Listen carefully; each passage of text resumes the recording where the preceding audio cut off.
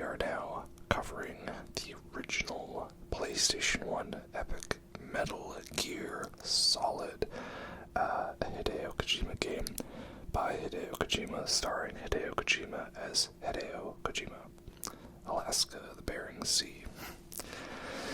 Yeah, so we are now continuing the journey through the Metal Gear Solid games, and we have this one. It's PlayStation 1. Metal Gear Solid 1 is the third game in the Metal Gear franchise and the seventh game chronologically. And oh man, what an epic game indeed.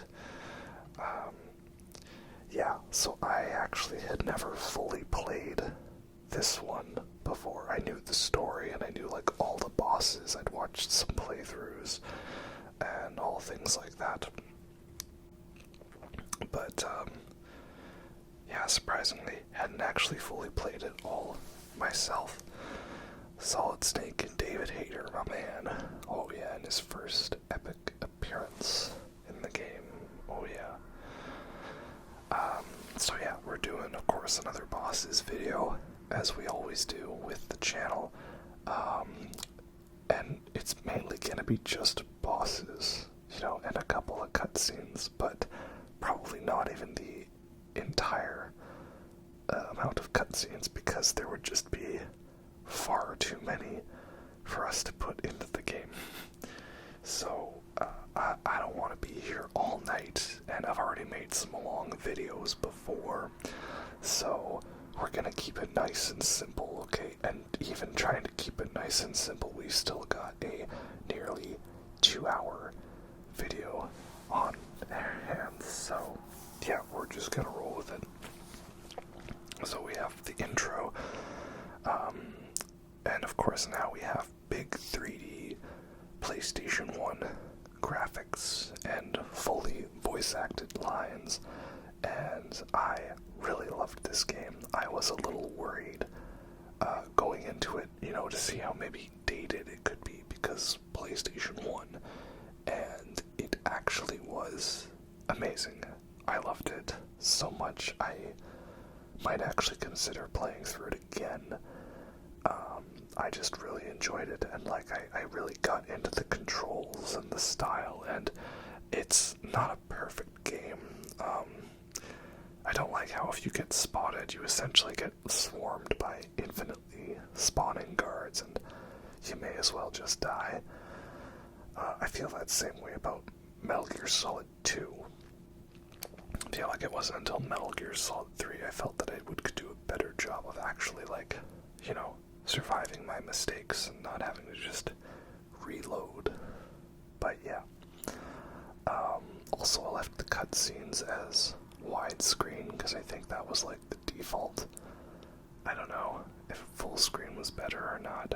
I think I just sort of rolled with it. But yeah, there we go. Tactical espionage action, Metal Gear Solid. So yeah, we'll go on normal difficulty. It's just the normal way to play normal, and not the easy way to play normal. So yeah, the plot of this game is Solid Snake. He's being called out of retirement to deal with this terrorist group known as Foxhound, featuring former members of Foxhound having taken over this nuclear weapons disposal facility in Shadow Moses, out somewhere in the Bering Sea, Alaska, and they've also kidnapped the president of Arms Tech and the DARPA chief, and we have to go rescue them. Yeah, so it's a sneaking mission. Oh yeah. But of course there's gonna be so much more twists and turns to it, as you would expect in your average Metal Gear game. Nothing is ever so straightforward. And to me, what I think is really impressive about this game is that it is kind of the first one, again, in that, for some, this was the first they played. They didn't bother with those MSX games. And of course we have the triumphant return of the codec calls. And yeah, we have, of course, 140 4085. Still the frequency for radioing. That's nice. Yeah, so it's weird because it has to act as the first game in the series for the people who are finally getting into it on a popular console, the PlayStation 1. And this was also, like, repackaged and repurposed across multiple platforms, like the Twin Sinks version on PS2 and the Remaster Collection, HD Collection across PS3. And now here we have it as part of the Master Collection on PS5, which is what I am playing it on. So now we've got pristine 3D graphics with a overhead camera that switches between third-person and first-person mode.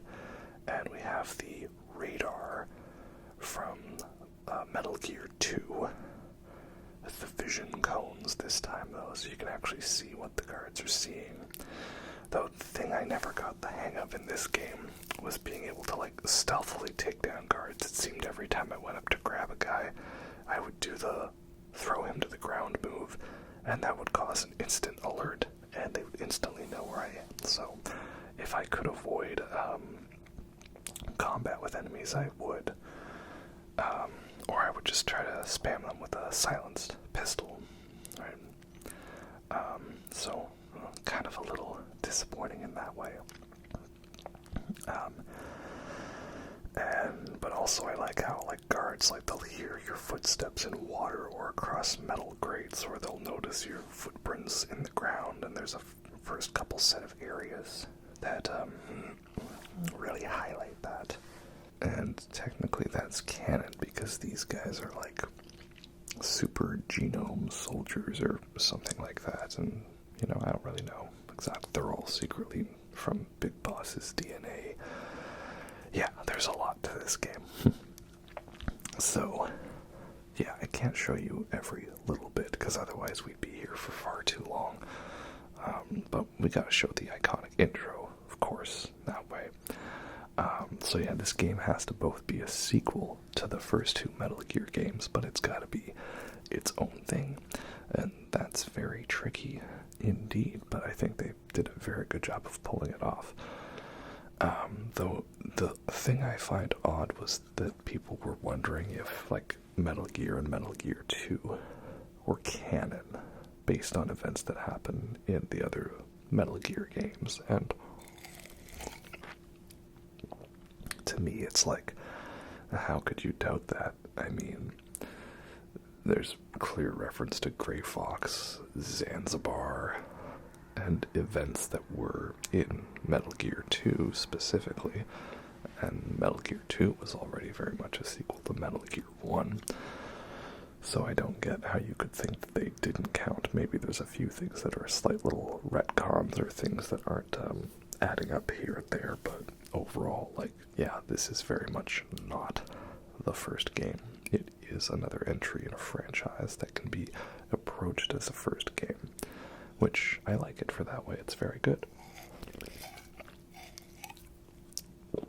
It's kind of the same thing with Metal Gear Solid 3. It is the third one, but it's the first chronologically. So, therefore you can kind of approach it from there, and that's what I did. But this, of course, is Metal Gear Solid, directed by Hideo Kojima. And here we have it, our epic title card moment, after we give a shout out to that horrible company we no longer like.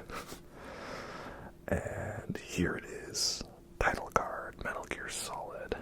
Oh yeah. It still blows my mind that a game of this much depth and scale was done on PlayStation 1. But we don't have time for cutscenes or extra bits. We have to focus on the bosses because the bosses take a long time to fight and they have long cutscenes. So we're just jumping right in to the first boss, who is Revolver Ocelot, and here he is guarding the president of Arms Tech, Kenneth Baker. No relation to Kenny Baker, R2-D2's actor. Also, we went and we found the Derba Chief, and he died right away. I guess technically, if I included that, we would include the not-so-boss fight, who is known as Decoy Octopus. And that's the thing I wonder. Decoy Octopus, like, so he's a master of disguise, but he needed to drain the guy's blood to disguise himself, so is he just like some dude like PETA from Hunger Games who's really good at doing makeup? I don't know. But in any case, we have the first appearance of Revolver Ocelot, who will become to be known as quite the eccentric and interesting character to the timeline. But, of course, first he has to rant about guns. The greatest handgun ever made. How he loves his revolvers. 6 shots. More than enough to kill anything that moves. And it's impossible for me to play a game without a revolver. And think of Revolver Ocelot, you know. He's just so much fun. Okay.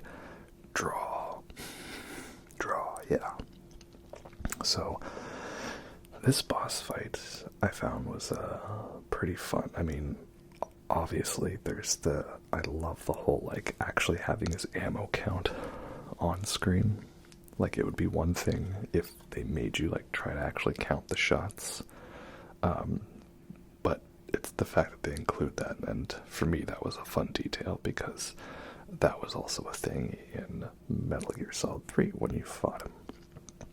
Because for me, this is the first time playing this game. I had played Metal Gear Solid 3 and Metal Gear Solid 4 before I went through and did all these, and that's actually it, surprisingly. But like, I kind of knew the way it works. And here we're just sneaking to get some ammo. So the trick is you need to stay moving while he's shooting, and then take advantage of him reloading to try to get a couple shots in. Thing is, I definitely found it a little difficult because you don't get much ammo. So there is a lot of this fight you'll see where I'm kind of just running around, waiting for ammo to spawn in again. And I found I didn't have enough time to like aim in first person mode, so I just had to kind of spray and pray, which is maybe a little antithetical to Revolver Ocelot and his, more finesse of bullet aiming.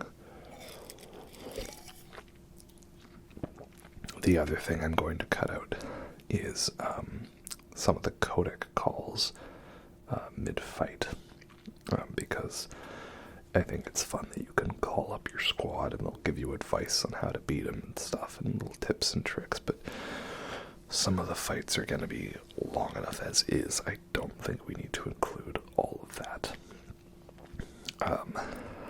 But yeah, this is a fun fight.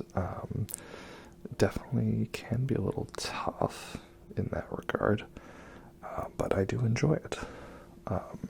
And again, the ammo counter bit's fun. Him as a character's fun. The only annoying thing is having Baker constantly moaning in the background. Like, I don't know if I need that, but oh well. And I like that Ocelot's pretty good at bouncing bullets, so you can't... Okay, we need to stop doing this song and dance. Yeah.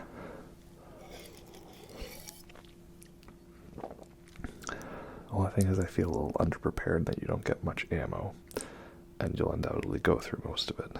So you'll need to just wait for the ammo to respawn. Because I'm pretty sure he's fast enough that you can't use, like, sneaking or CQC on him. Like, you need to shoot with the bullets, and this is your only gun at this point. And pretty sure if you use a grenade in here, everything goes up in smoke, and that's probably not good. So, yeah, overall I enjoy it. It's good. What more is there to say? Well, the fact is Revolver Ocelot is not who he says he is. He's actually a reverse quadruple agent, believe it or not. So, yeah, go figure. But yeah, it was already really cool playing Metal Gear 2 from Metal Gear to see the evolution of the gameplay style. And then to go from that to this, it's like, oh, I really get it, how, like, this game happened, how it became a thing.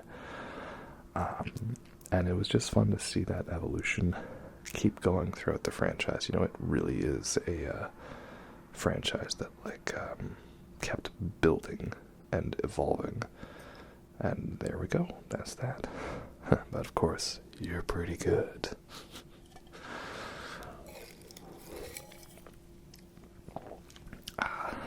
I love that David Hayter also gave me a "you're pretty good." That's what I was hoping for, and he did, so that's nice.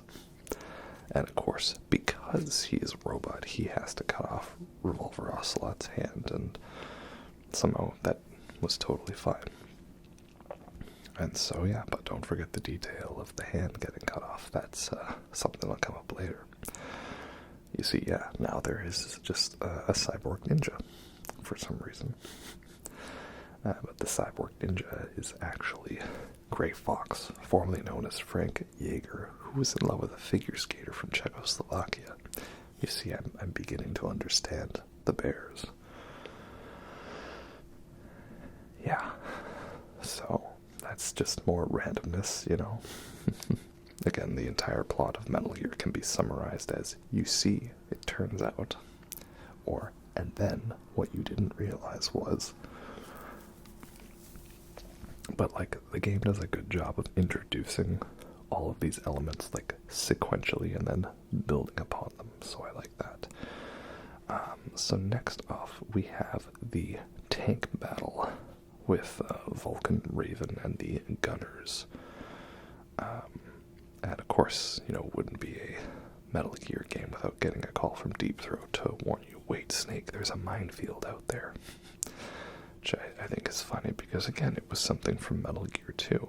Actually, you know, I did this in the Metal Gear 2 video already, but really blew my mind about how much that game actually set up what would become the staples for the rest of the franchise. It was funny, I didn't realize, though, that, you fight Vulcan Raven here, and then the actual fight with him and his Gatling gun is not until, much later.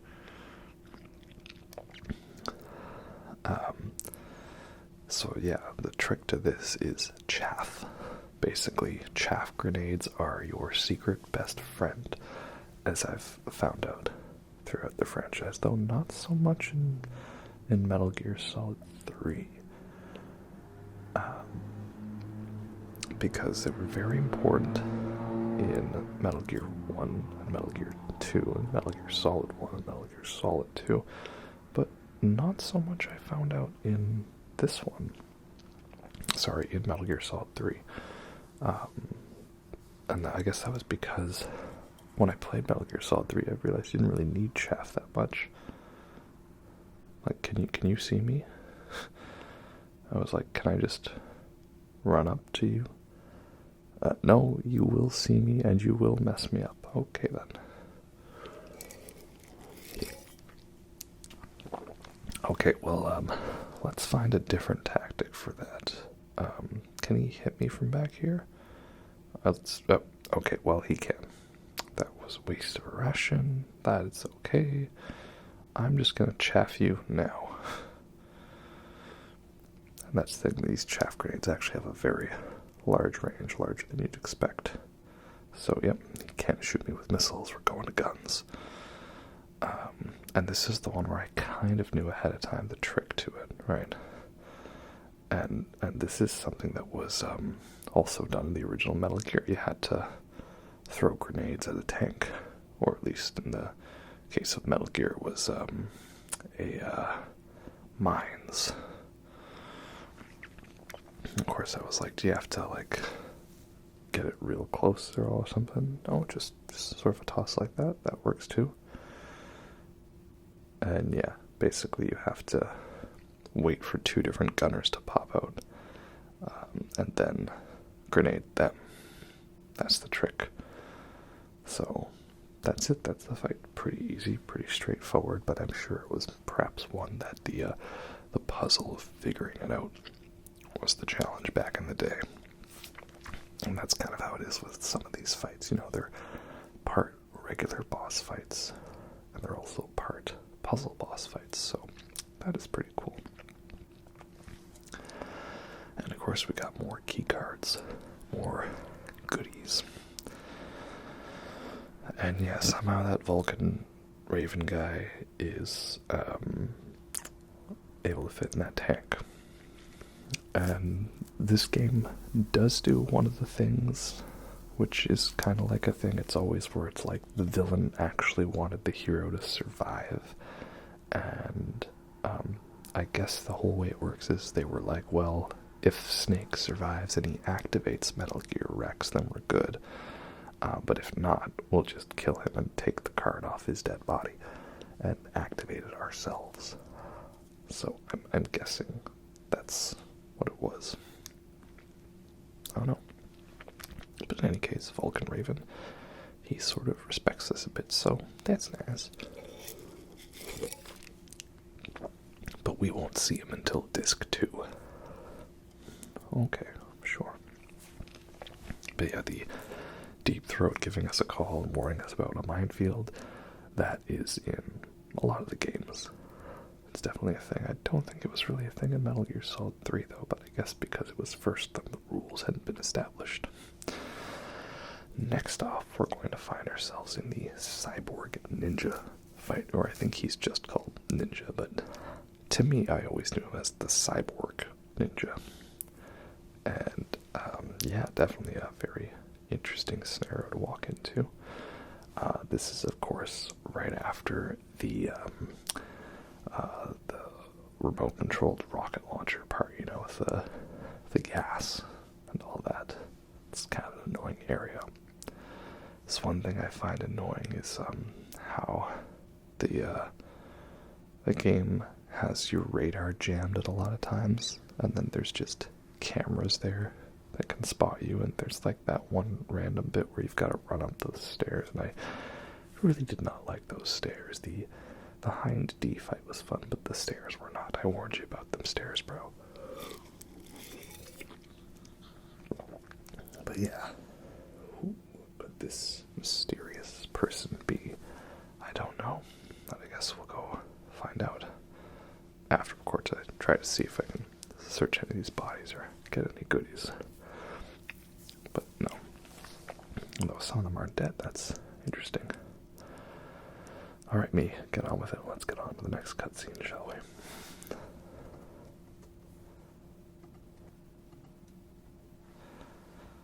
So, here we have it. This is the research labs where we're trying to find this guy, a peeing man by the name of Otacon.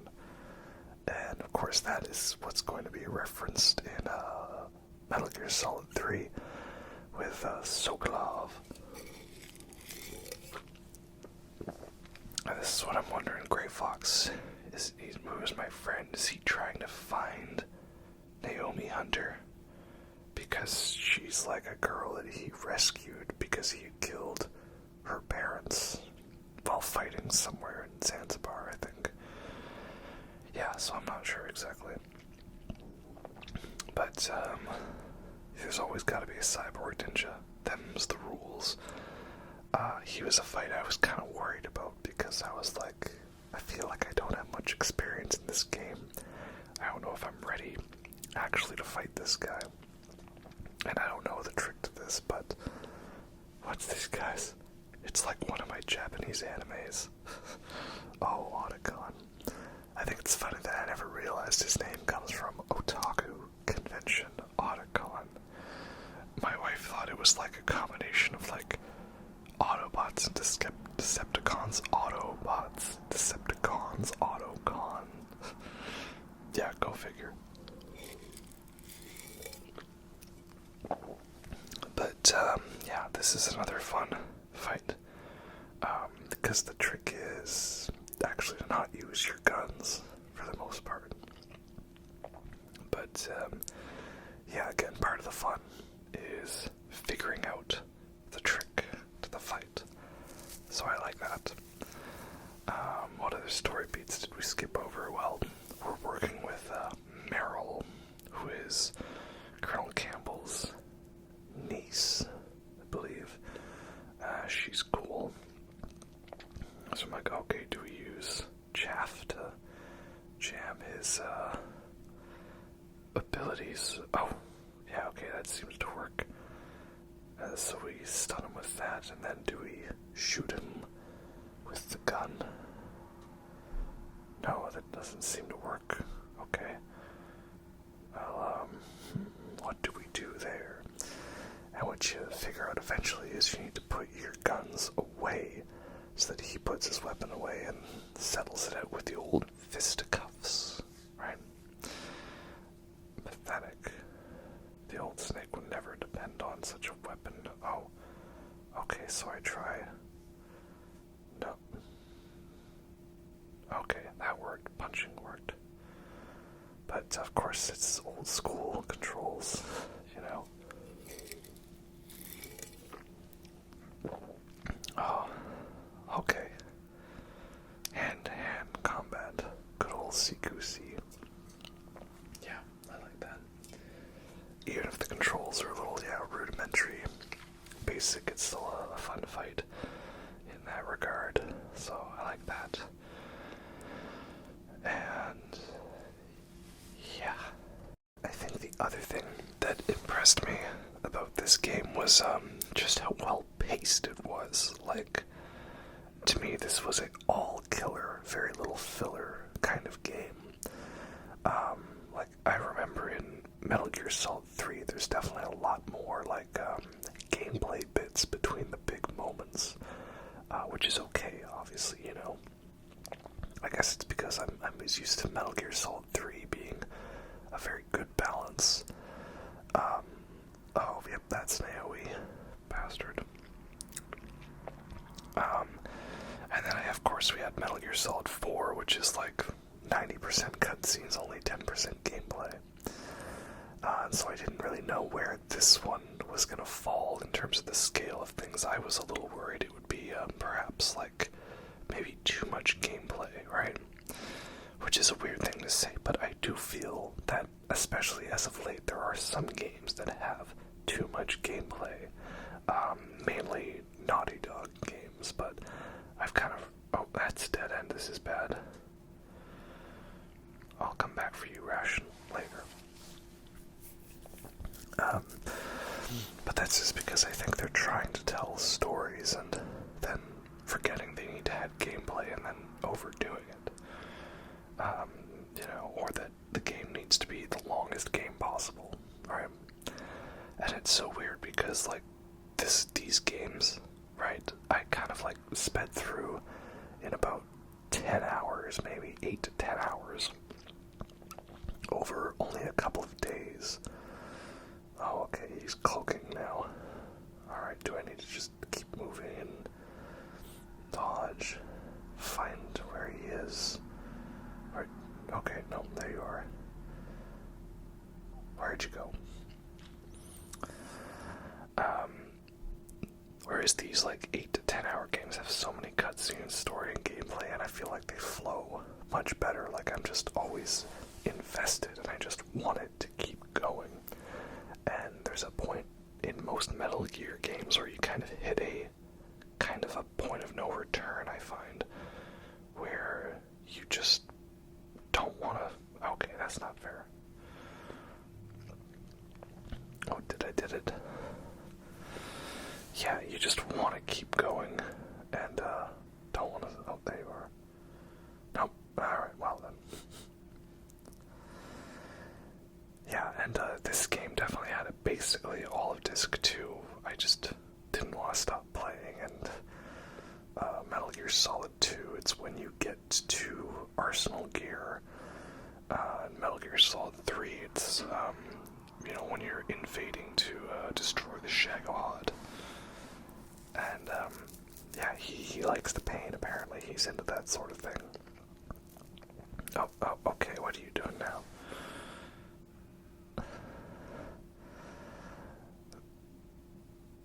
Okay, he's got some shadow clone jutsu hack. Okay, I think I see what's going on here now. That was the nice thing as well. I feel like I definitely screwed up some fights here and there, but it didn't stop me from like doing good here, but of course the problem is I'm a button masher kind of guy. That's why I didn't do good with Sekiro, because I was oh, okay, alright, fine, sorry, my bad. And the problem with this game is if you button mash, you get yourself locked into a combo, and you really can't do that. So, yeah, that's my problem. I'm a button masher, and you lock yourself into combos, and that's why I was never that great at Sekiro.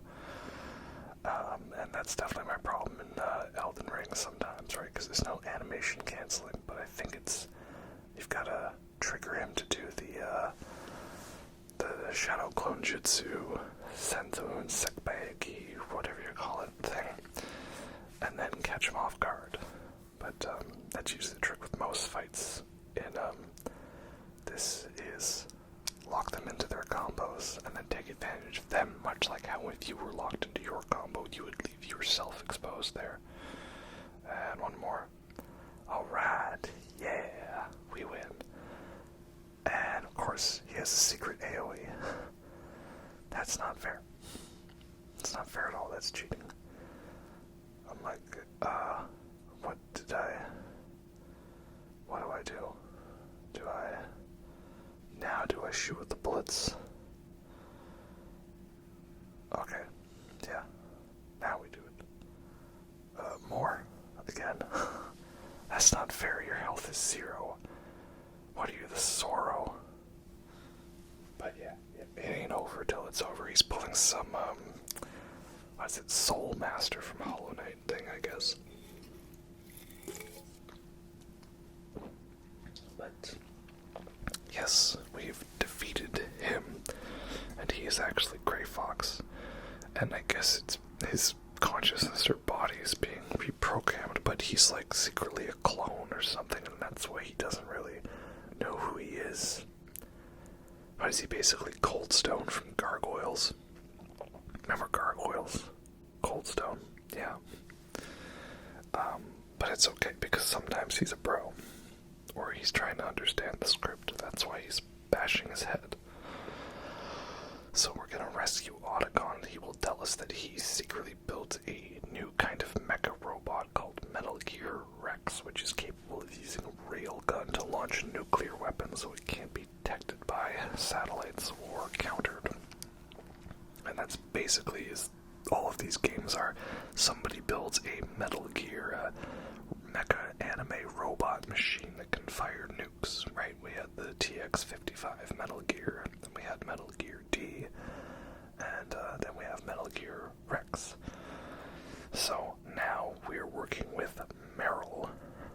She's got a Desert Eagle and doesn't want to share it with us, and that's not very nice of her. I want that Deagle. Do we even get a Deagle in the games? I don't know. And there's a fun fourth wall break with them asking what happened to the music. And yes, of course, we're getting to the Psycho Mantis boss fight. Psycho Mantis. Second floor basement. Gas. Deep throat. And, Psycho Mantis. Such a fun fight. I was kind of looking forward to it, but also dreading it because I didn't know how difficult it would be. Psycho Mantis is, as of course many people talk about, one of the ultimate fourth wall breaking, messing with your mind boss fights, for many reasons.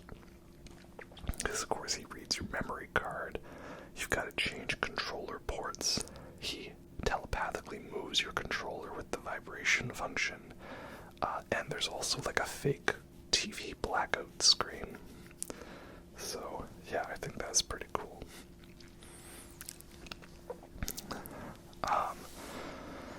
And I also like how, perhaps if you were kind of like, maybe sensualizing Meryl a little bit, that like the game kind of plays on that, kind of gives me some like Nier Automata vibes, and that the game kind of like calls you out for your sensualizing of a character. So, okay, well, we have to take care of Meryl. How do we do that? feel bad for her. She appears in 2 games, and in both of them she gets mind controlled by a guy. We've got to throw her around. That's not very nice. Well, okay. Let's do that. And at first I was like, do I gotta do some trick? And no, you literally just gotta judo throw. And try to dodge that deagle.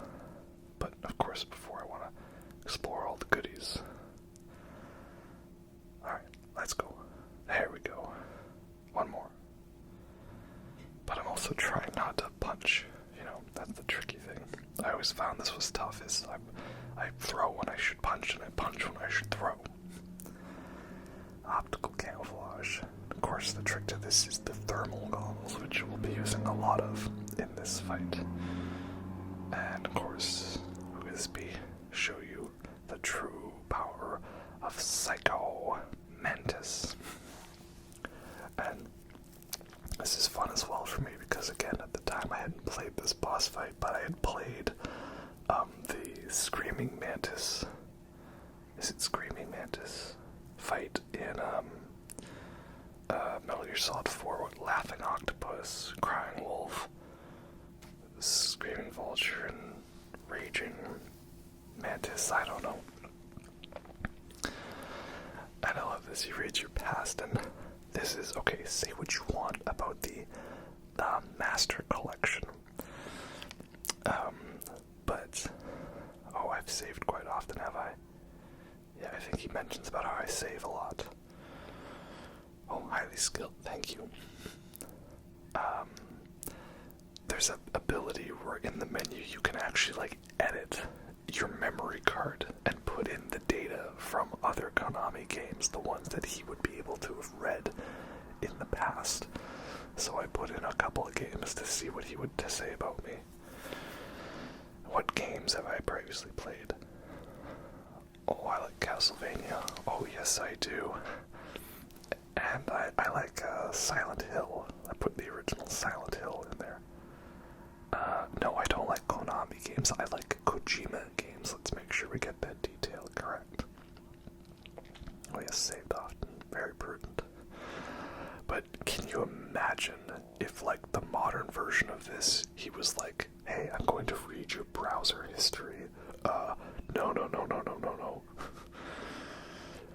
And this is also funny. If you put your controller down on, like, a flat surface, he will move it with the power of his mind. That is doing the vibration function. And, of course, we'll get to the other vibration trick that he does in Metal Gear Solid 4, which is pretty fun. Vibration is back. Alright, I'm impressed, dude. You're really cool. Well, anyway, that's a fun demonstration. Let's, oh, okay, no, we're fighting now. But, wait, something happened in the video. Guys, how do you turn this thing back on? Can you fix this? Oh, okay, there we go. I love it. It's like a fake TV blackout with Hideo. That's great, especially because, like, that would have really messed with me back in the day because I had a TV that had the kind of font similar to that. So yeah, most of the rest of this fight will be with the thermal goggles on. This is the thing, like, I kind of wonder how you're supposed to do these fights because, again, I feel like you don't get enough time to stand still and actually focus on your aiming. So I kind of just went for the old spray and pray. But then, like, when I do it, like, I think it didn't, like, I don't know exactly.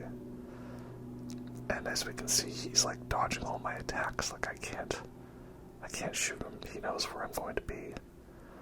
What do? He reads my mind. How am I supposed to deal with that? I don't know. Well, the trick is you pause the game, and you can't actually undo the controller ports on PS5, but they put an option in the menu to connect as player 2. So that's how you actually switch the controller in the new version. And there we go. Now you can actually... Oh, God tell my editor to fix. There we go. Yeah, so some fun bits there. Yeah, you can't hide from me any longer. And of course I was trying to be a little more like precision aiming with the FAMAS, not the spray and pray, because that just is a waste of ammo.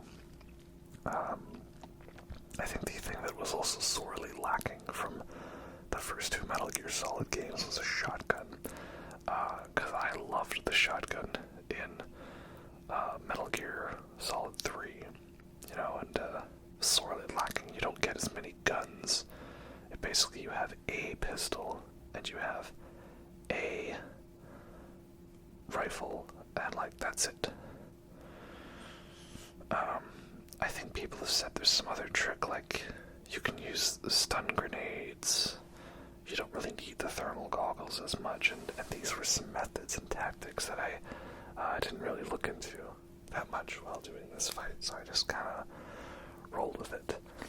And again, this is not meant to be a perfect boss guide. This is just my victory over the boss. And again, this was the first time playing through it, so I'm just kind of doing what I can. But yeah, we were talking about how really well paced the game is. It's like you go through a couple of areas. There's a little bit of sneaking, but I never felt there was too much sneaking. And like, also, because the checkpoints were frequent, I was okay with the fact that even if I got spotted, I felt like it was just, you know, kill me now. More so than games like Last of Us. Because here, if I screw it up, I basically have to go back to, like, continue, like, 30 seconds ago. That's it. And I didn't care about rank or continues or anything like that. I just rolled with it. I'm sure if you were actually going for rank, it would be a much more difficult experience. And, oh damn, he's got Meryl now, and I can't shoot him because he's hiding behind her. Well, we'll have to improvise then. Okay, just need to find my time. Nope, definitely can't shoot him, and she's got a deagle. That is bad. And I'm out of rations. Wonderful. Oh, okay. Shooting is bad. Can we just knock her out again? I think we can. Well, let's do that. Yeah, I don't like in stealth games like Last of Us where it's like you, did I do bad? Oh no, I did good. My weak point. Meryl.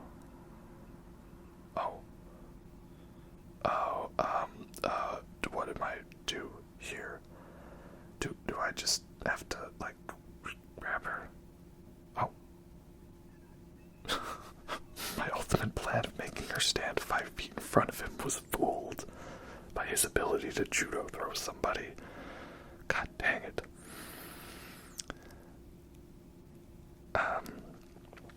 Yeah, in games like Last of Us, you sneak past like 40 guys only to get spotted by one of them and die and have to do it all over again, and I just hated that.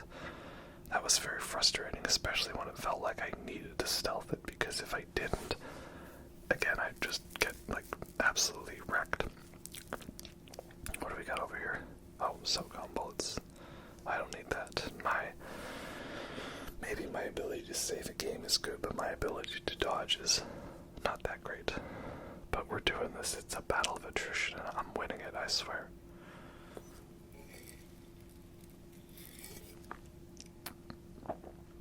Can we get them now? Shoot with the bullets, please.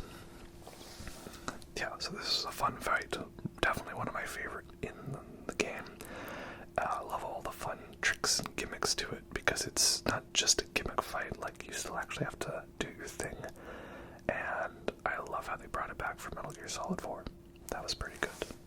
So now we get to the minefield. So we have to make sure that we pay very close attention to this next part, because if we don't, we're going to screw it up and we're going to have to start the entire game over again. In fact, the game deletes your save file and it uninstalls itself, so pay close attention. We've got to go up that way, to the left, up again to the right, up, more to the right, back down, so we're tracing out this little pattern here, coming back over to the side, finally back up again.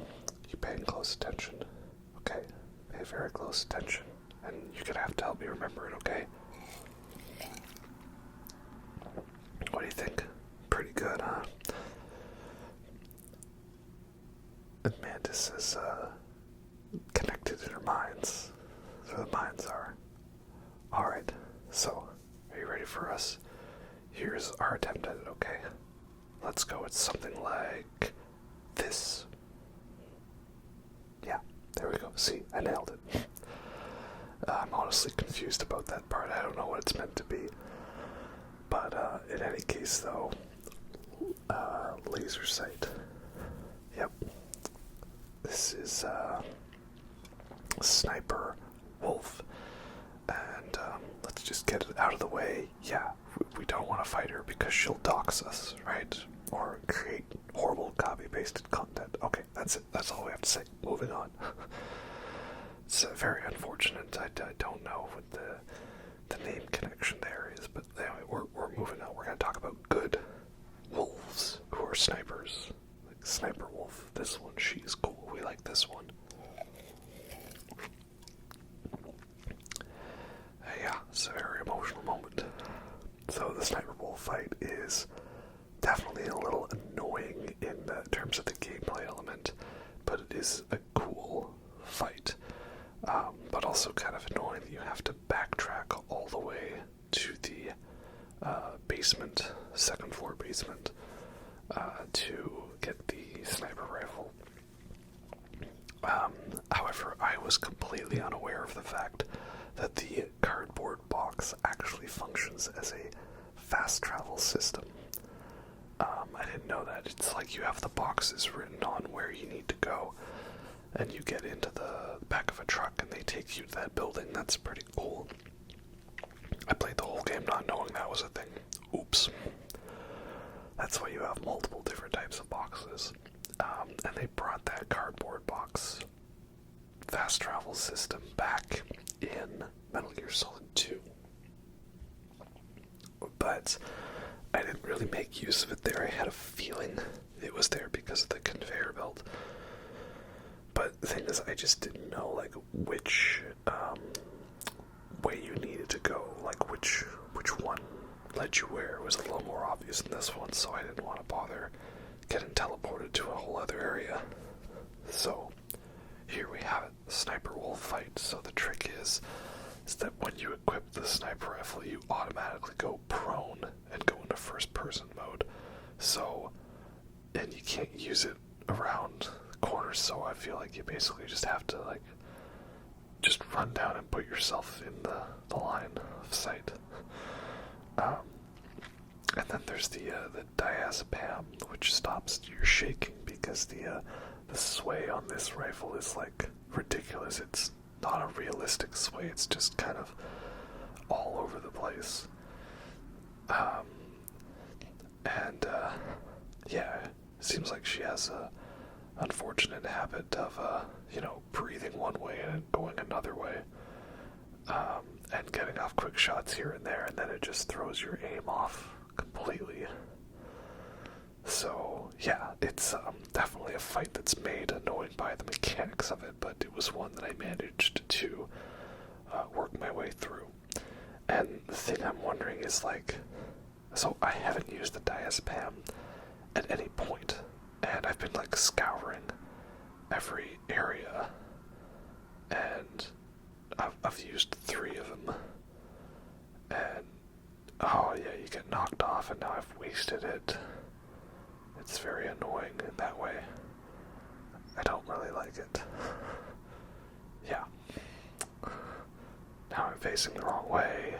Now I'm just getting wrecked. It's a little embarrassing, I will admit. And I don't really know how long the diazepam lasts. But yeah, kind of not good. And, like, there's that other bit where you have to, like, shoot a bunch of guys along the railway, the walkway between buildings, and the Harrier fight, or the Hind D fight. It's kind of annoying, not gonna lie. So I don't really know what the trick is to this fight? Is it to, like, just do what I'm doing, which is lay yourself down in harm's way and hope for the best? Something like that. I don't know. But in any case, whatever I did, it worked. So yeah, we'll go with that. In the second fight, you can use the remote-controlled rocket launcher, which, you know, I completely forgot existed. And, okay, what? That's not fair. That doesn't count. Did you see that? What was that Pixel Peak hit? She's been hanging out with Ash from Rainbow Six Siege, right? Now here I'm like, oh, I only have 3 bullets left. Well, okay. I guess we better make those 3 bullets count then. I was confused as to why it wasn't letting me reload. Yeah, we'll just roll with it, you know? Just roll with it. I'm like, is the trick you gotta wait until she, stops aiming or takes a shot from you? I don't know. I don't know what the trick was, but I made it work, so that's okay, I guess. And now I have no die spam, and yeah, this is okay. Now I'm out of bullets. Well, this sucks. Oh, yay, ammo spawned in again. Thank you, really random ammo generator. All praise to the RNG. But thankfully we got plenty of rations, so let's finish this fight off.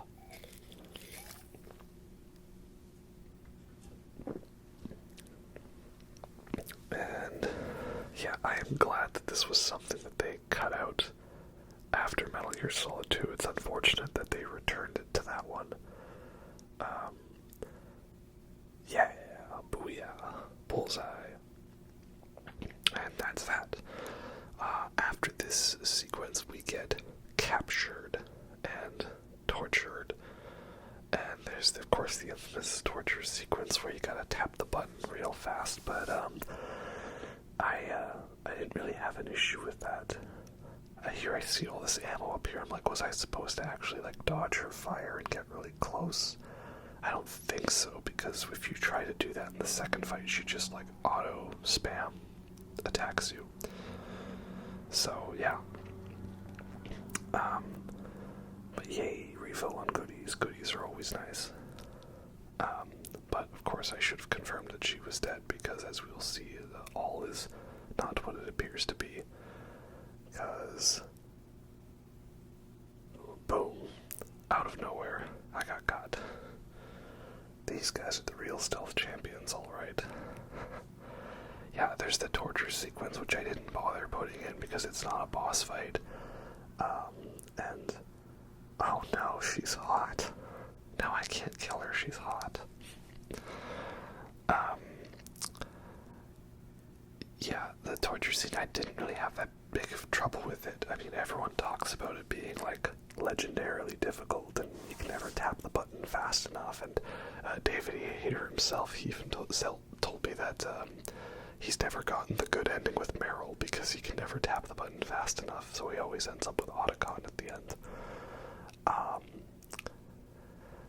die after I kill you. Yeah, people kill they are died. And, oh no, Sniper Wolf. Definitely a very similar design to Eva, and we like that. Special prey. Easy now, okay. Oh, nice. She's into violent stuff, that's cool. Anyway, moving on. Yeah, I never really had an issue with the button tapping in the torture sequence. I always found it, like, it's difficult, but, like, doable, but I always, like, put the controller down and just tap real fast that way. Like, I don't, like, hold the controller and do it with my thumb. I, like, set the controller down and I use my index pointer finger. Or, sometimes I've actually, like, akimoted, like, alternated between fingers and just, like, double tapped it. And that's worked for me, and I never had an issue with it. So yeah, I don't know. That's just me, though. Anyway, now we have have the Hind D fight. I'm you. What? Who are you? I'm you. What? Yeah, so I've skipped over the torture sequence because, again, I'm like, it's not a boss fight, and we're trying to keep it streamlined here.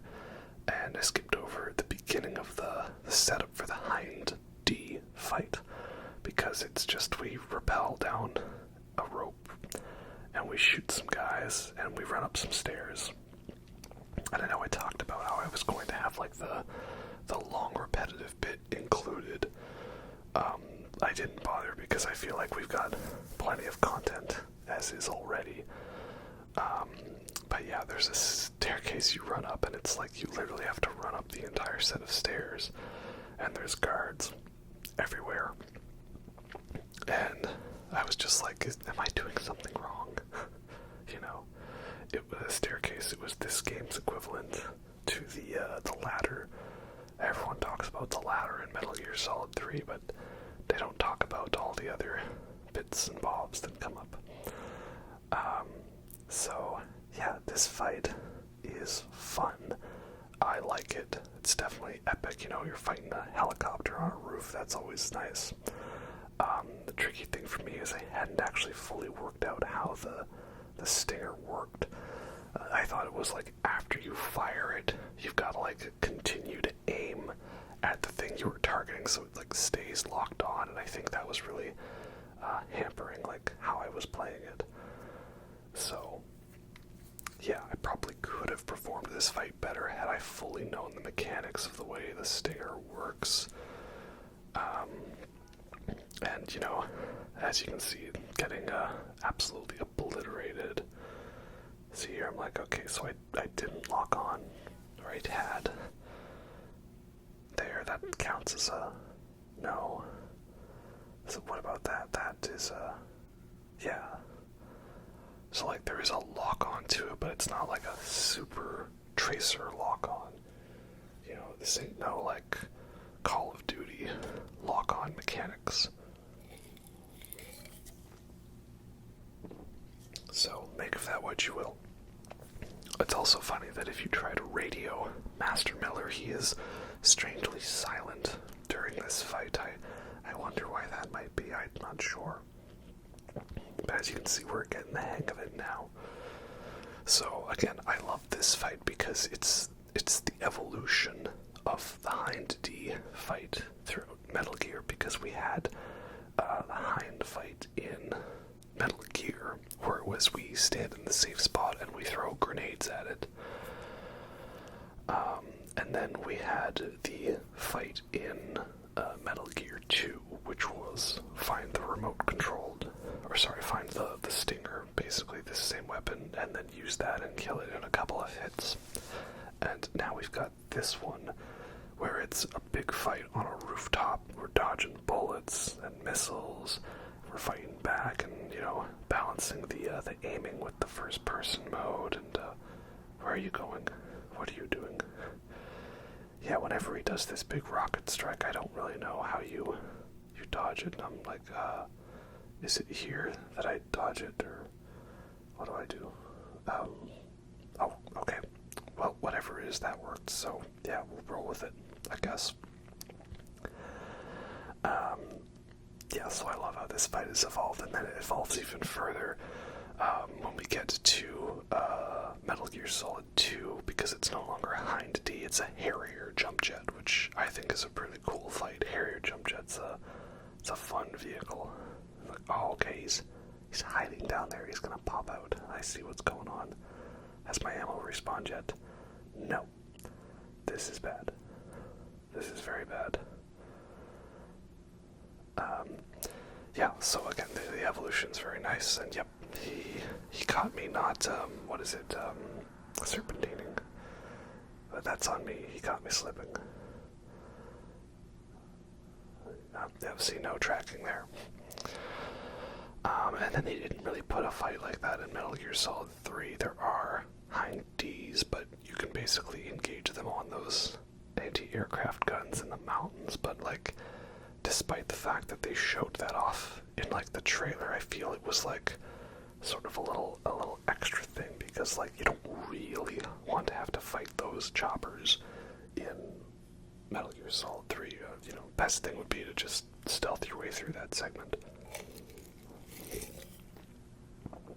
But still fun if you can. I guess the Hind D is replaced just by the giant Shagohod. Fair enough. This is also a tough stretch of the game because you go through what feels like big moment after big moment with very little reprieve. Because we have, the infinite staircase just happened, where you're like running from guards constantly. And then we've got the stinger fight here with the Hind D. And then we have, you also got to make sure you've got plenty of chaff grenades because you have to disable all these turret cameras on the way up and the way down, which, that was definitely an annoying thing. Nobody talks about how annoying those cameras with turrets are, especially there's one room where there's like 40 of them. It's crazy. And then after this, I don't think I put it in the video, but there's the surprise elevator ambush fight, which was fun because, again, that's also something from Metal Gear 2 with the Four Horsemen. Oh, there we go. I got your number now. Got a little bit of cheeky lock-on from behind cover. Oh yeah, now I'm getting the hang of this. Yeah, there's that elevator ambush, which is a very fun moment, but I didn't put it in because it's not a boss fight. But yeah, like Otacon freaks out because he realizes that 4 random dudes stole his other sneaking suits, and they're in the elevator with you. Just like the Four Horsemen in Metal Gear 2. Of course, it's not an actual boss fight, it's just, 4 dudes that you shoot with guns as you would do in any other game. So, still a nice build-up moment to it. And then, as soon as that fight ends, then you get ambushed by Sniper Wolf yet again. Though, again, the second encounter is technically easier because you could use the remote-controlled rocket launcher. But I didn't think to do that. So yeah, all in all, up to this point, I've been loving the game, right? It's like a very good balance of some gameplay bits, a little bit of stealth and sneaking. Not as much stealth as I thought, though. There's only a couple little bits, you really only have to go through, 1 or 2 rooms. Oh, I'm out of rations, this is bad. You really only have to go through 1 or 2 rooms before you get to your objective, and then you fight a boss. And this is where I realized, oh, you don't actually need to log on. I'm like, did I win? Does he have 1 HP in a dream? I don't have any stingers anymore. Guys, what do I do? Okay, there's ammo over there. Well, oh, no, he's firing up some rockets. How do I dodge it? Is it here? What is it? Oh, did I die from that? Or did I win? No, okay, I won. Alright, I ain't questioning it. I don't know if that's supposed to be how the cutscene works, but we'll take it. And, of course, this is not really the last we've seen of him. I don't really think anyone would have believed it that we took out the main final boss. Not even halfway through the game, because we haven't even gotten to Disc 2 yet. Yeah, oh yeah, that feels good, alright. Very triumphant, especially after the whole torture imprisonment scene. That takes care of the cremation. Oh, look at you, Snake, with your one-liners, so clever. And yeah, here we go now, barely 5 minutes later. Oh, after, of course, Otacon's Snake, do you believe love can bloom on a battlefield? We have Sniper Wolf rematch. After all, she has left her mark. And, she never lets her prey get away.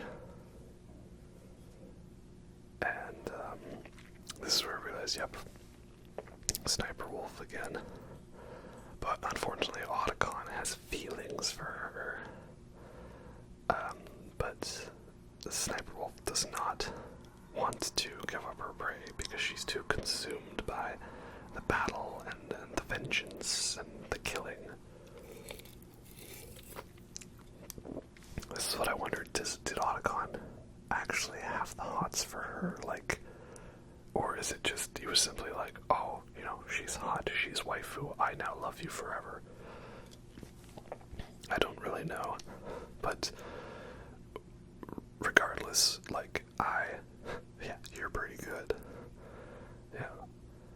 I also like all these lines, women make naturally better soldiers, and you men think you're so clever. It's funny because, again, this is a game from 1998, but it would be considered woke nonsense if it came out today. You know, that's just how it is, though. I feel like half the people that complain don't know it. And I love Letter. It's a bullet straight from my gun. Blue Velvet, Dennis Hopper, Frank Booth, Psycho Mantis. Yeah, so I don't know if Otacon actually really, like, loves her. Like, he probably doesn't even know what her favorite color is or her blood type. These are important things to know. But, like, between the writing and the voice acting, it does really sell that he cares for her, so that's okay, it makes up for it. So, I like that. Anyway, here we go, round 2. And nope, I'm aiming in the wrong direction again. This is bad. So again, is there... I mean, you could cheese it with the rocket launchers from before, but is there any other way to do it? And no, I don't think you can actually shoot her arm there. As we see, that pixel peak does not count. But that pixel peak does. But was I doing it right? Oh great, I've only got 2 die spam now, that's just wonderful. Yeah, am I doing this fight right? Is this what you're supposed to do besides using remote rocket launchers? I don't know. It also sucks that you can't reload, like, oh, there we go. Yeah, I forgot there's no reload animation in this one. Can you pick a tree, please? Pick a tree and then let's go. Yeah, I don't know, there was something about this fight that made it a little easier. I found, like, it still wasn't perfect, obviously, but I don't know, perhaps that she takes her time moving between areas a little more, or there's a couple more spots to hide. I don't know, I just felt like I handled it better, despite having less dies of ham, less resources, and not using the rocket launcher. But in any case, yeah. And I haven't shown all of, like, the big lengthy cutscenes after she's died. Because, spoiler alert, I win the fight.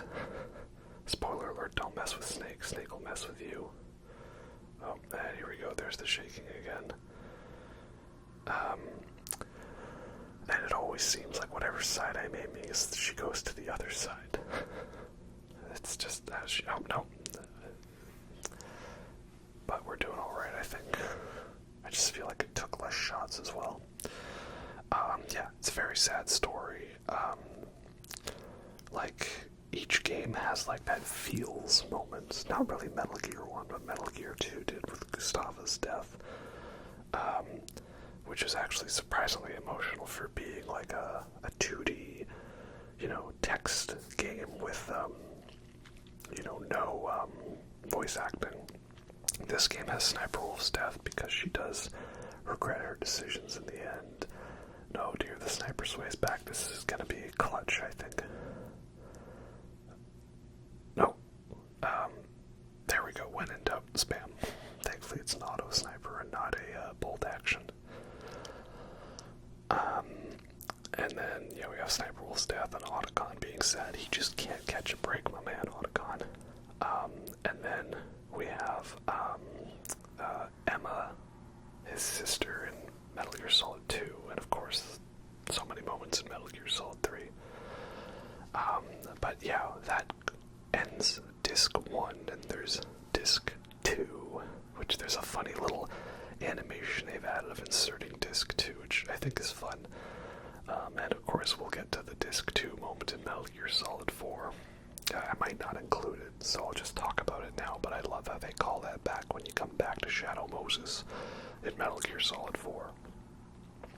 Yeah. And here we go, finally. Tight fit for a big boy like you. Oh yeah, I know what he means. Yes, and now we finally have Vulcan Raven again. Only this time he's got like the full-on like Predator minigun. I do find it interesting that he's like one of the first main bosses you encounter in a cutscene, and in the tank battle. And then he mentions about him, but then we don't actually encounter him as the boss until like, well, he's actually like the last boss before the big Metal Gear Rex fight. So I find that interesting.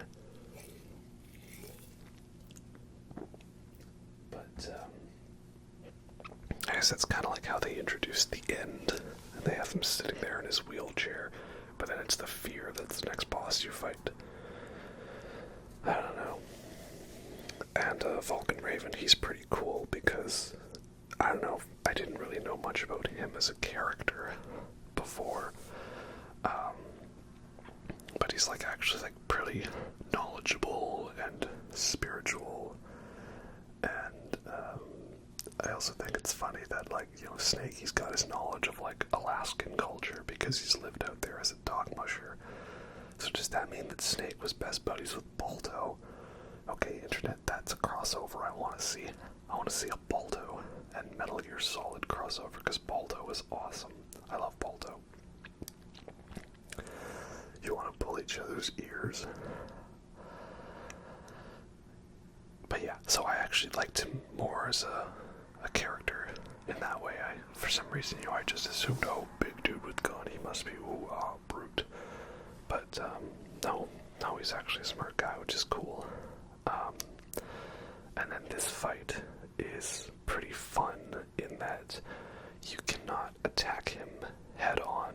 You've got to use brains a little bit, and by brains I mean cheese with mines, C4, and grenades. And I don't... Okay, well, we avoided the killing myself with a rocket launcher onto the electrified floor OTG fail, so I had to do it at some point, you know. Anyone here remember Over the Gun? Let's Player, whose YouTube videos were called How to Successfully Fail. Yeah, there's one of his most infamous moments was, so he can spot my rockets and destroy them. Yeah, one of his most well-known moments was when he KO'd himself by accidentally shooting himself with the remote-controlled rocket launcher into the electrified floor. And this is the problem where I realized that the radar follows me. It doesn't follow the rocket. So I have a hard time figuring that out. And it seems like he's really good at spotting where these rockets are, so I don't know am I actually doing the best strategy here. I'm not sure. Well, let's try one more. No. I hate how it like zooms a little faster. Okay, that's not working. I feel like we need a new approach vector. Or do we? No, we don't. But that didn't do much damage to him. So yeah, let's see if we can figure this out. Of course, the problem with the claymores in this game is it goes for the realistic approach. And that you can set off your own claymores, you're not just magically immune to them. Come on, big guy. Hey, big guy. Sun's getting real low.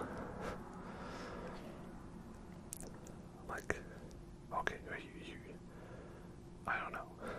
See, I don't want to place claymores and have them wasted and have them not walk by that area, but he seems really content with this little corner. I feel like we're going to need to get a little more adventurous. Alright, let's try this. Come on, buddy. Over this way. If we just start placing down a bunch of them, right? Like, he's got to walk over them eventually. I think. Okay, yeah, that's it. That's it, just a little further. Just a little further. You're doing so well, keep going. Yeah, so while this fight might be a little tedious in some ways, I do like that there's a bit of a strategy involved rather than just run around and, okay, yeah, there we go. There's a little more strategy than just simply run around and shoot things with the bullets. So I like that. And this is where I try to... Oh, no, that's a grenade. It's not what I intended to do. I intended to shoot with bullets. And I keep forgetting, like, first-person mode's a thing. Just felt wrong. You know, but I know you can do that, right? You can actually, like, aim first-person, I think. Can you? I just usually sprayed and prayed in this game. It's worked out for me well so far. So, you know, we'll go with it. Okay, bro, are you literally going to be stuck going back and forth between your little hidey hole there? I feel like he is. This is getting a little tedious here, man. Just saying. How much ammo does that thing have? Oh, okay. Yeah. Come get me. Come and get me, bro. Fight me. Yeah, so at this point, yeah, we've snuck in. There was the lava area, right? Definitely, you know, get Terminator 2'd into the lava, not realizing you need to use the remote-controlled rocket launcher to detonate the one bit so you can crawl past it. And then there's a bunch of long elevators and radio calls, and Naomi is not who she says she is, and Miller is not who he says he is. Nobody is who they say they are. Okay, now he's speeding up, but okay, we're getting somewhere. This is good. Oh, come on. Did I hit you? No, I didn't. Sadness. But this is good. We're getting somewhere. Yeah, it turns out that Naomi Hunter injected you with the Fox Die virus. Which was basically like, oh yeah. The Fox Die virus is basically like, it's basically like the virus in, what is it, No Time to Die, James Bond, right? Which is funny because, you know, I already had Mission Impossible 2 vibes from, oh wow, okay, he's fast. Oh no, I need to actually move, like, no. Now. Yeah, baited. Okay, he went the wrong way. Totally bailed. Yeah, I already had gotten, like, Mission Impossible 2 vibes from, nope, too early. From, the way that movie opened, and then, you know, now I play Metal Gear Solid, and I realize, oh dear, this is bad. I played Metal Gear Solid and then realized, oh, it was also like definitely a reference to the Fox Die virus here in this one, because it's like a virus that transmits through people, but it can be set to target only specifically DNA-coded individuals. Though I'm not sure exactly I fully understand how it works. I have a feeling Metal Gear Solid 4 is going to go into detail on it, but I'm not sure if that also counts as a retcon. Oh, yeah, just a little bit further. Nope, never mind. Damn it. Oh, okay, one more. Come and get me, big fucker. Ta-da! Yeah, I don't know why it kills liquid, per se. And I realize here I had Vulcan Raven's outro cutscene, but I didn't have Sniper Wolf's outro cutscene. Go figure, I guess I'm playing favoritism. I guess it's because this cutscene is pretty quick. So, you know, sorry I'm not including every single little bit of every single boss, but it's like, I don't need that much material to talk about this game. And we would just be here for a while, and I'd be running out of dialogue, so just know that Sniper Wolf dying was emotional and sad, and Otacon got sad, and the music was sad. And Vulcan Raven here, he's about to get, like, torn apart by his ravens, and Oh, that's nice. He's a bro. Giving us the final clearance card. The thing I'm wondering is, I never went back to that final unlockable door in the basement of the tank hangar, but is that because you can't get back there because it's in a separate disc, right? Yeah, he's about to go all Professor Screw Eyes on us, if you know what I mean. But also, I guess, I've included this because this gives us some info about the DARPA chief, right? Decoy Octopus. It was not the DARPA chief, it was Decoy Octopus. But he was using his blood, and that's why he died, because the Fox Die virus was programmed to kill both President of Armstech and the DARPA chief, and all of the Foxhound members. And, yeah, that makes sense, I guess. So, I don't know, how does this Decoy Octopus guy work? Like, is he wearing, like, a Mission Impossible style mask, or is he actually, like, a shapeshifter? We never really see him, you know? Oh, he's got a mask there, and then Vulcan Raven's carrying him away, I don't know. And then I don't understand, like, how close do you have to be infected by this Fox Die virus, because, like, Snake has a giant fist fight with Liquid, and then, only then does it activate, like, after a big car chase sequence. I don't know. I don't know how it works. I'm not sure. But, in any case, yeah.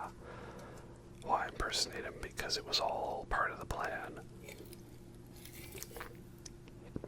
You see, turns out this was all planned from the beginning. And, yeah. Now, we have it. Yeah, remember, yeah, we're back. A dinosaur story. Professor Screw Eyes. All the ravens, like, fly on him, or the crows, and then he just disappears down to his screw eye. Like, I don't get it, man. It's very strange. I don't know if I like it. But, in any case, that's that dealt with, and, oh no, he's gone. Can I have the giant gun then, please? I don't think you need it anymore. Anyway, now we have the big boss, that is Metal Gear Rex. Obviously I've left out many cutscenes in between here and now because there is a lot. Because Liquid is of course still alive, and he is our brother. We are both cloned from the DNA of Big Boss. But he got all of the superior genes, or no, the inferior ones. Well, he thinks he got the inferior ones, but it was actually not that way. So here we go, the Metal Gear Rex fight. Now, the trick with this fight is you gotta use the chaff grenades, which negates the missile tracking, though I found I could not dodge these missiles worth shit, personally. And then you gotta aim up properly there, and it doesn't lock on, though this is also where I was realizing that, you don't actually need to lock on with the stinger to get it fire properly.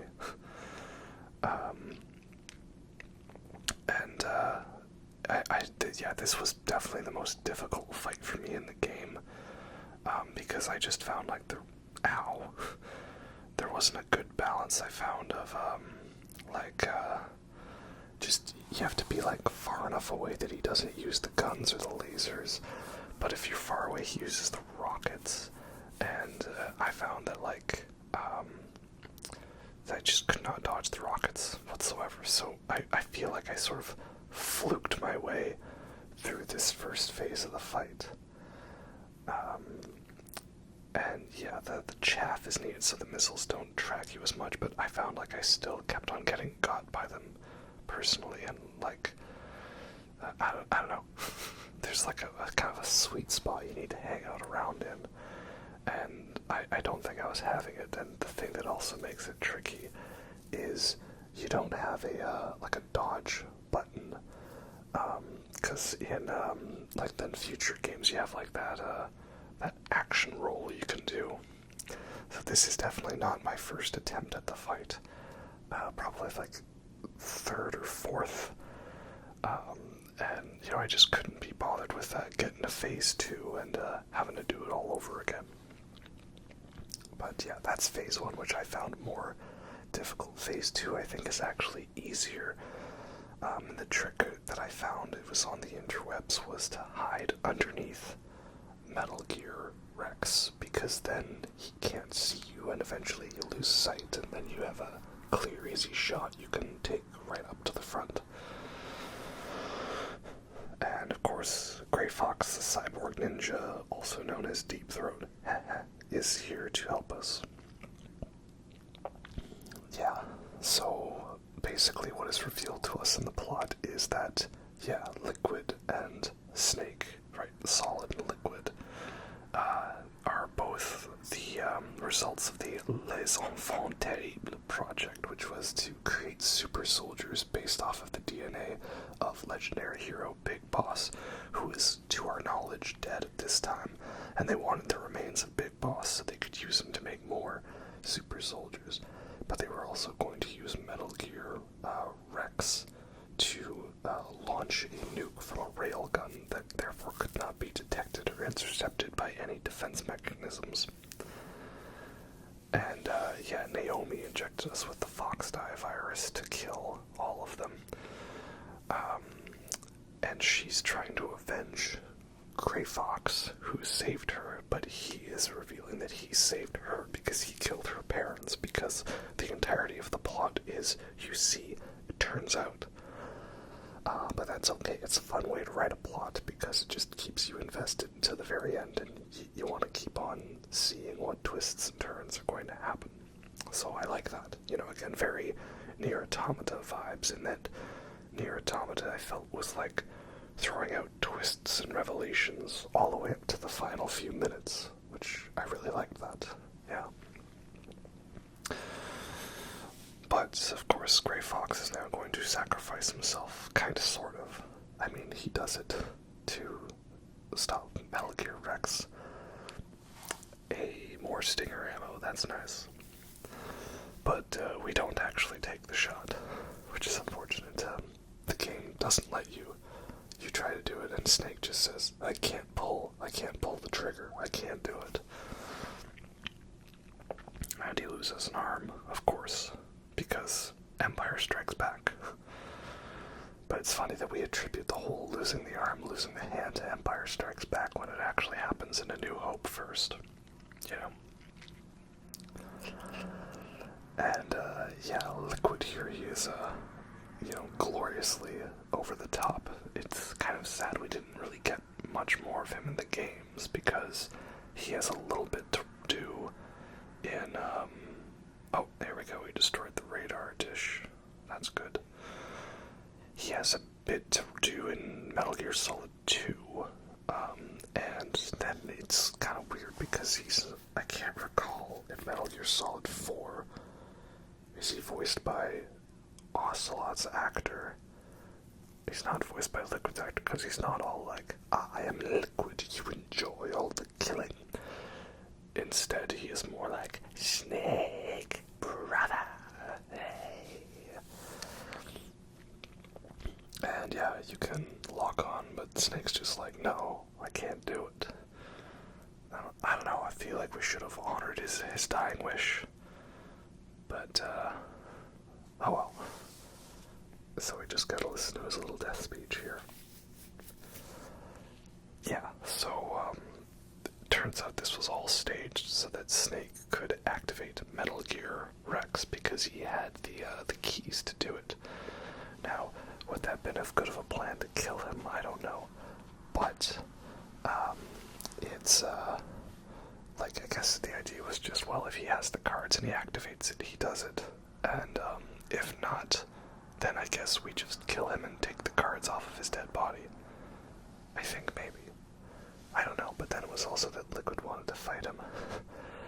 Yeah, I think I said it already earlier in the video. I mean, I record these over multiple nights, so I don't recall everything I've said, but I'm pretty sure that, like, this is a bit of an egregious example of the villain actually wanted the hero to succeed, but, you know, he was part of his plan, but he had to make it look like he was killing him. But then also Ocelot was actually like a double agent the whole time. I don't know. But yes, now the trick is that Liquid has to have the cockpit open because he can't see without it. So the trick is you gotta get under Metal Gear Rex because he can't see us, and you'll see his vision kind of like goes back to the whole like spotted thing, and see now he's like, where are you? And when he stops moving, that's your chance to take a couple easy pod shots up at the top there. It doesn't lock on, but you know, it's a bit of a slower method of doing it, but it's a safe method. I don't know if you can do this during the first phase because you won't really be able to hit the radar dish that way. But it is annoying when he decides to keep moving, like, stand still so I can shoot you a rocket. Okay, there we go. Just, you need to chill. Though thankfully his walking around doesn't hurt you, it's only when he does the stomp that would be pretty irritating. And it's still crazy to me, like, that this is a PlayStation 1 game, but, like, it perfectly feels and plays like a modern game. Like, obviously there's some limitations here and there, and, you know, the pixels and the graphics, but, like, the controls I think work pretty well. And it was a control scheme that they actually started in original Metal Gear. Or I don't know if it was an MSX game. It was like a PlayStation, or what is it, a PC game, so you wouldn't have necessarily been playing it with a controller back on the MSX days. I don't know. So maybe that was like retroactive, the controls for Metal Gear, and that doesn't count. What? The controls for Metal Gear 1 and 2, they were patched in to resemble the controls for Metal Gear Solid 1. Well, okay, let's go with it that it was this game. The control scheme that they put in for Metal Gear Solid 1 is a very good control scheme, and yeah, it carried over to the rest of the franchise, and it's so weird. You'd think, like, oh, using square as your weapon fire button would be a little awkward, because, you know, most of the time you're thinking, oh, the trigger buttons, or R1, L1, is the shoot guns, bang, weapon buttons go, but it actually works well with the square, and, like, some people could find, like, the whole, like, you know, holding both shoulder buttons and square for shooting a little annoying, but I don't know, I felt I kind of got the hang of it. And, yeah, so it worked well for me. But I didn't really use first-person mode much in this one. Oh, are you kidding me? Undeserved. Well, this is bad. Yeah, something about it just, like, it works, and, like, it was even the same way I felt about Death Stranding, which had a very odd control scheme with, like, using the trigger buttons to, like, balance the load. And it was like, you know, okay, you've, like, stealthed your way through a couple of BTs. Now you're ready to fight, like, a weird squid monster and, like, do a boss battle. And all of a sudden it was just, like, muscle memory, like, everything was working, and it all went very well. So, yeah, that is good. And Death Stranding 2, yeah, looking forward to that, seeing how crazy it'll be. Already the trailers have dialed it up to 11. Let's grab some more goodies, shall we? So, looking forward to that. Oh, you kidding? Hey, over here. Yeah, so this is definitely a very fun fight, if it is very difficult, though. And... oh, that's gonna cost me. I shouldn't have done that. Oh, wait, it's fine. I'm safe. Chillin'. Yeah, so very good. I have no complaints, really. it's just a little tricky in that first bit, but I think that's part of it. You know, it should be a tough boss. It's one of the big final bosses, right? But that man does her, yeah. So we defeat Metal Gear Rex, but of course that is not the end. The big final fight with the Metal Gear is never actually the final fight. Come to think of it though, you don't actually fight a big Metal Gear as your final boss fight in Metal Gear Solid 4. That's only at the end of the 4th act. It's kind of crazy to think, I realize.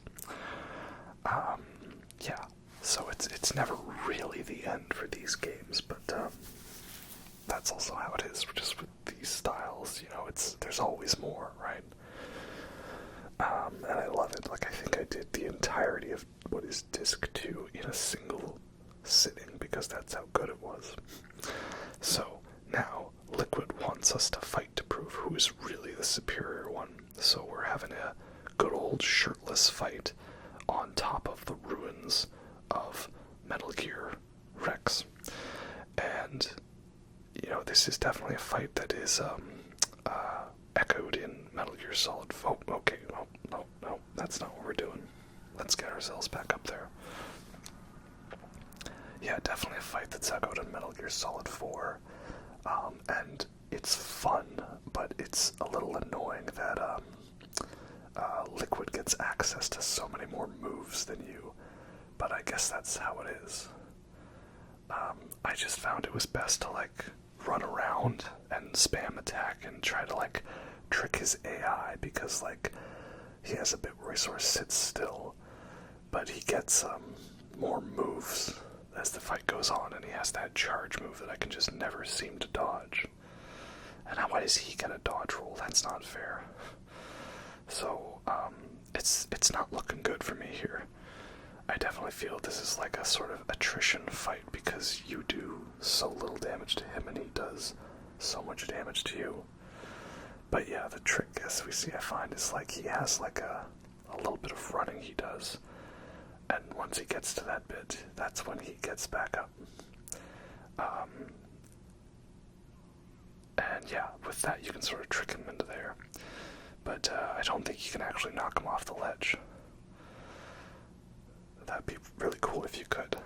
So it's a bit of a simplistic fight, and I do find it a little annoying that he gets so many moves and you don't, and his charge attack seems specifically like, you know, engineered to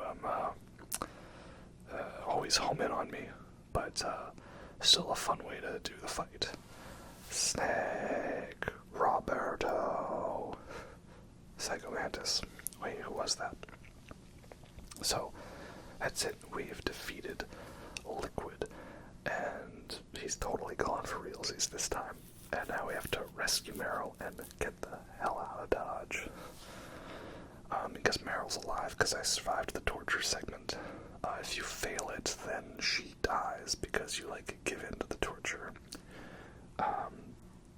I don't know, yeah, maybe I'm just good at the button tapping. Maybe I haven't, like, embraced full carpal tunnel syndrome yet, but I didn't really have an issue with it. Like, it's tough, but, like, it wasn't like I barely survived by the skin of my teeth. And the trick is that you can tap the button and get some health back more after the shock is ended. That's also part of it. Torture.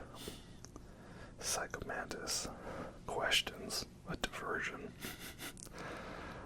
It's funny because Snake's whole way of questioning is, like, I think something that comes across better in the Japanese translation. Not so much the English speaking, but I don't know if it's me, but, like, I find I do the same thing too. Like, someone will say, oh yeah, I went down to this place, that place. I don't know, it's me just, like, confirming that I'm listening to what people are saying, and it's my way of saying I request elaboration. But that's just my brain, you know, I don't know exactly what it is.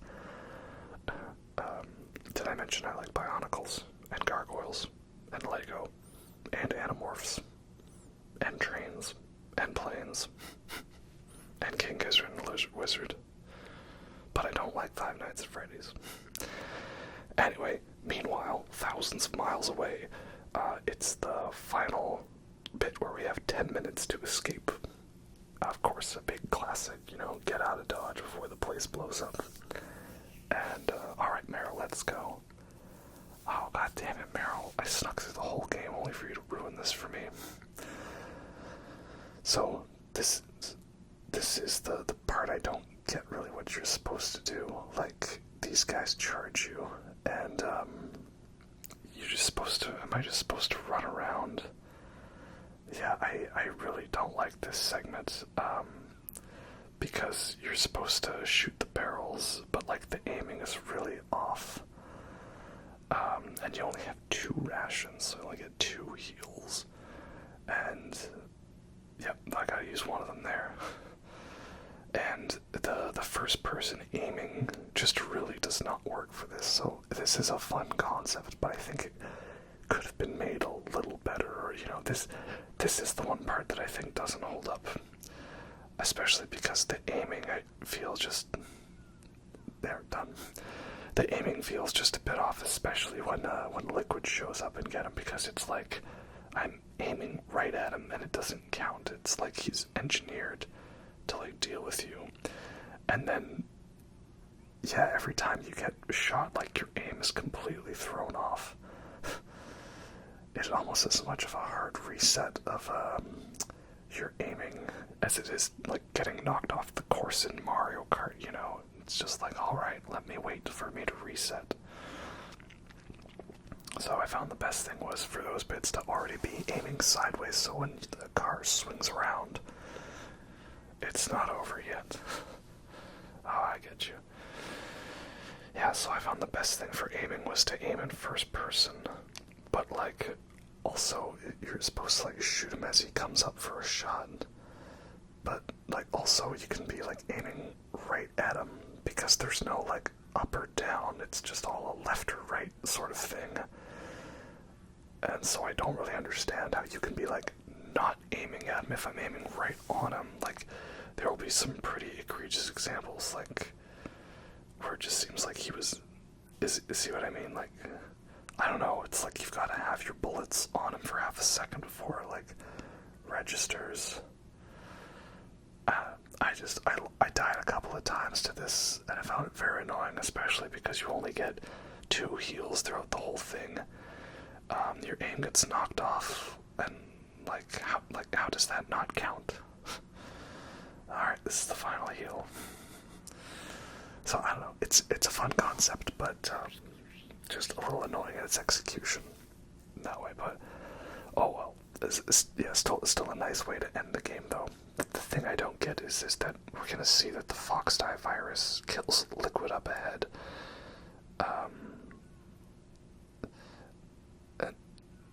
See, like, how... Oh my god. See, how did none of that count as shooting you? You were literally right there. He was 3 feet in front of you. How did you miss? Oh my god. Anyway, I feel like it's just engineered to make the fight as close as possible.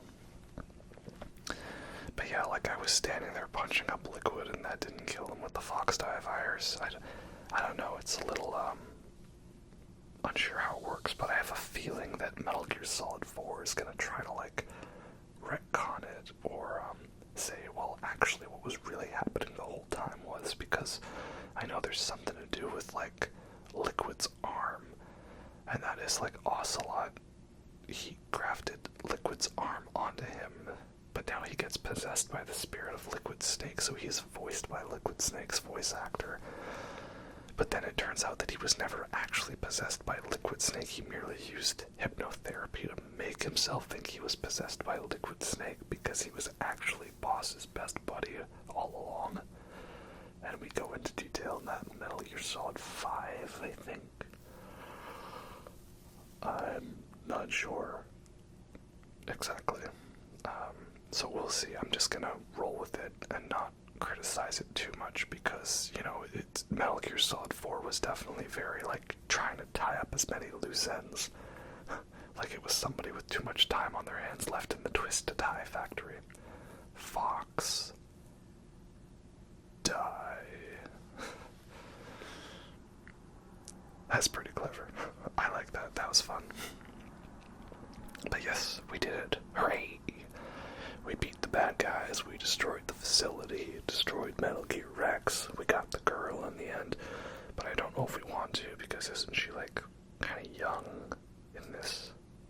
I don't know, they kind of set it up as a romance thing, but, like, I don't know, that was just everything in the 80s and 90s was that, you know, if you rescue the main girl, it's gotta be a romance. Like, even when you're rescuing the president's daughter in Resident Evil 4, right? Yeah, don't say it, right? He might have 9 lives. Speaking of which, can we talk about how weird it is that, what is it, so the president's daughter in Resident Evil 4 is Ashley Graham, but then I think of the model Ashley Graham. So, like, when I say I have the hots for Ashley Graham, I'm talking about the model Ashley Graham, not, you know, president's daughter. That's weird. I don't know, man. Konami, right? Or what is it? Capcom. Anyway, so, yeah, that's that. We walk on down to a snowmobile. We get some narration from Naomi Hunter.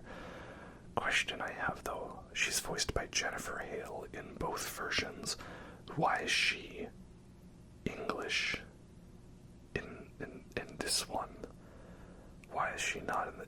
I don't recall her being English in the other one. Was that a retcon, or was that a thing? Like, in this one, she's like, Snake, my name's Dr. Naomi Hunter, the fox dive virus that I've injected you with. And then I remember her in Metal Gear Solid 4, like, Snake, if you won't be a prisoner to fate, then go and fulfill your destiny. Which is, you know, kind of a tautology, right? Yeah, don't be chained to fate. Be a slave to destiny, right? I don't know.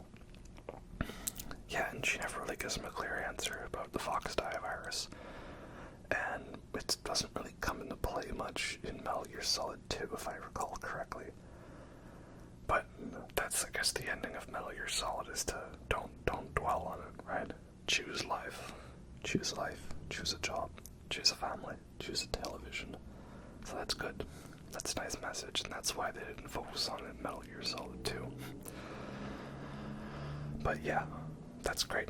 Nice message. And, did I put the snowmobile off in the credits? I think I did. Yeah, meanwhile, thousands of miles away. Yeah, it's crazy to think the other games I played at the same time at this era and how advanced this one is. It's great, man. Really great.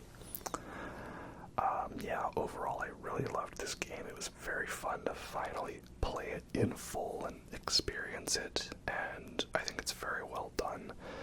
I have not played the Twin Snakes remake. Some people kind of hate it, but I don't feel like they've really, like, put a good point on why they hate it. Like, I've heard, oh, the cutscenes are more over the top, like they're kind of in the style of Metal Gear Solid 2, because it's using those graphics. And, hey, a headband, infinite ammo. And yeah, I know, like, the angles are different. Like, they changed the fact that Liquid no longer is talking to the player when he's like, you enjoy all the killing. Yeah. I don't know. But, you know, in any case, I dig it a lot, so maybe we'll see if we get another remake, per se. I'm not sure. I guess we're holding out for the Master Collection Volume 2, which I hope does include all of the other games, like 4, Peace Walker, and 5, and Ground Zeroes. I do have all of those games, so I can play them. I would just have to play them on older consoles like PS3 and PS4. So I'm in a debate right now. Do I go ahead and record those on the old consoles, because I can make it work? Or do I, oh, his name's David. David Hayter. No, his name's Jack. No, it's John. Also known as Snake. Also known as Pliskin. Yeah. So should I wait for this Volume 2 that hopefully happens and see if we get it on PS5 finally, or do I do PS3? One of those. I have a feeling if I start it on PS3 we'll get a new version, because guess what? In my eternal power to get new games remade, I was planning on doing all of these games on PS3. I had all of them on PS3, and I was going to do it, and then I put it off for a bit because Elden Ring, and then when I finally was about to do it, I was like, oh, there's this Master Collection, and I mean, yeah, I guess I'm giving money to Konami, which sucks because we hate them, and I know some people complained that the version on PC is not good, but like, I bought it, I played it, and I didn't have any issues. So for me personally, this collection worked out. It was the same thing I felt about Dark Souls Remastered. It was not that crazy impressive of a remaster, but it got the job done, and here we go. This is the bit where the game reminds you, oh, there is politics in this game, right? Like, there is something to say about how this is very much pushing a denuclearization. As of 1998, there still exists 26,000 nuclear warheads in the world. That was, a while ago. What's it at now? You know what, maybe I don't want to look that up. Let's just not look into that, And yeah, that was Metal Gear Solid. Of course, the great voice cast is so well done. These characters were brought to life in such a good way by all of their actors, and I love how anytime there's a character on screen, it says the name and the actor. That's pretty cool. I like that. And Hideo Kojima game written by Hideo Kojima, set by Hideo Kojima in a Hideo Kojima world. Wow. Just wait till we get to Metal Gear Solid 5, am I right? I've heard the stories about how it plays the credits all the time for each mission, so you're seeing his name all the time. Probably because he knew they were going to try to erase it, so he had to put it in as many times as possible, to the point where they said, you know what, just leave it. I don't care. Yeah. Anyway, and we get a nice little footage of some snow dogs, right?